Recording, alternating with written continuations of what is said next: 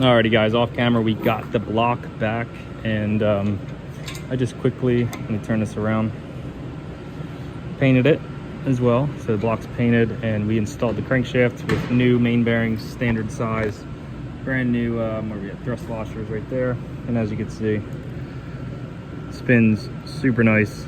So next step tomorrow, I'm gonna get the next clip in this video. I'm gonna be putting the pistons in back with new new rod bearings. And yeah, so let's get these pistons in. Little update, we got the all the pistons and rods in. We painted the block, painted the lower oil pan. I gotta take it back out. I forgot that I had to put the oil pump on before I put the lower pan on, I believe. So same thing with the rear main, I gotta do that as well. So, but at least we got all the pistons in. Checked the clearances, we're all good. Did all that off camera, but it spins good pretty freely by hand, so it's awesome. Still waiting on the head to get back, but I think that'll be done really soon.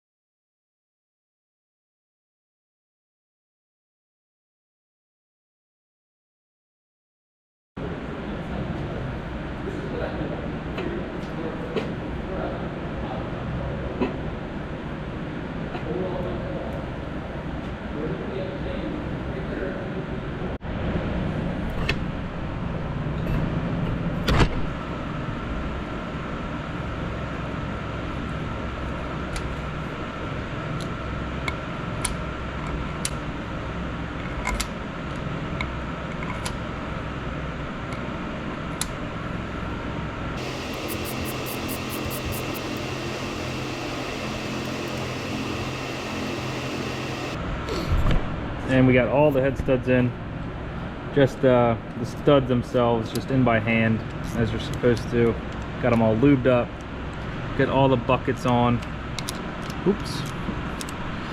And now we're just gonna torque them down. I'm gonna go grab the spec sheet, see what they want us to torque them at. But we are getting it along. Head is finally on. We got the BC spring kit. All right, ARP says 80 foot-pounds, so let's do them in stages up to 80.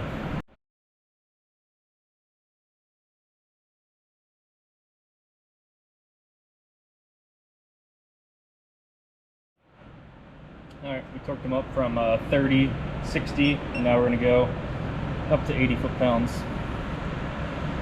as the spec said.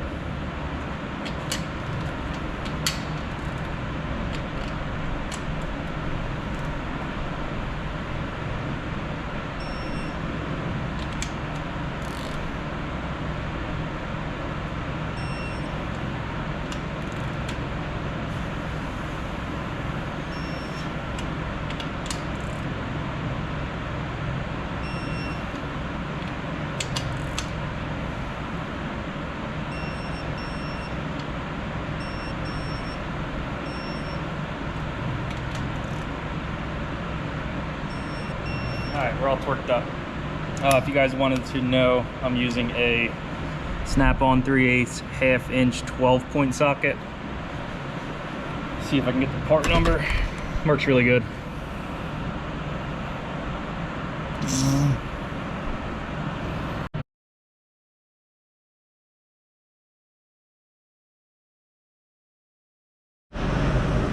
All right, guys, we got most of this stuff painted up.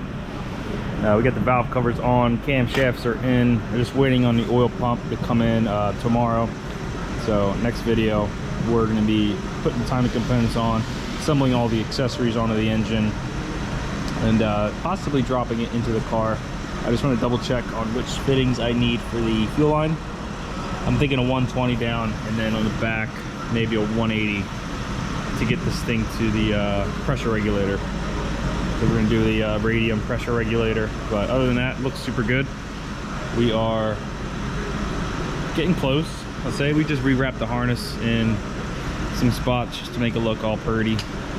And yeah, so it's coming along. We're getting there.